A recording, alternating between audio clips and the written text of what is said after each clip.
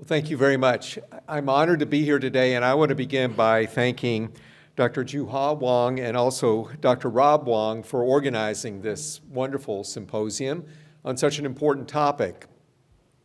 I think we're all, of course, processing these last 33 months of COVID, and I know for myself, I'll probably be processing those 33 months for the rest of my life. And of course, as we're all too painfully aware, we're not entirely out of COVID. We can hope that there are no more massively virulent or transmissible variants emerge, but every time we've made that prediction, we've oftentimes come up with yet another realization.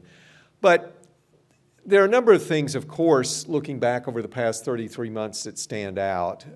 Among them are how incredible biomedical science has delivered, right? I mean, 11 months from the publishing of the sequence of the SARS-CoV-2 virus to the first FDA EUA for a first-in-class vaccine, an RNA-based vaccine from two pharmaceutical companies. And then lots of other successes along the way. But the other observation and reality of COVID is that it has further underscored the disparities in health and in health care in our country. You need to look no further than the morbidity and mortality statistics of COVID in the United States. Now, these disparities have always been there, and those of you in this room are particularly aware of them because most of you study aspects of those disparities. But in COVID, it was impossible not to see them for everyone.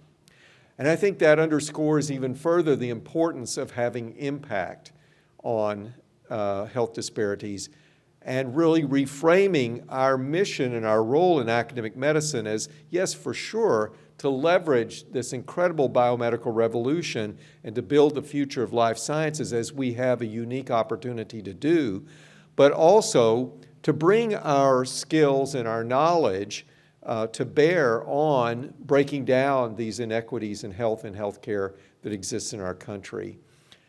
And we should be doing it at every level of the system, from fundamental discovery, thinking about the implications of discoveries for therapeutics or diagnostics that may be beneficial at identifying diseases earlier or preventing them entirely, and in particular in ethnic and minority groups that are affected by classes of diseases. Certainly that's one of the areas of focus of your conference today. All the way up through clinical trials and then reimagining our delivery system, as the last talk was focused on. That is, how do we think about getting greater access to individuals and groups who historically have been marginalized and not had the access to premier healthcare delivery services in our country. So I think that the focus of your conference is really timely. I applaud you for your initiatives, for the talent in this room that is focused on the very important, very real problem of gastric cancer and its incidence, its prevalence, and also its demographics.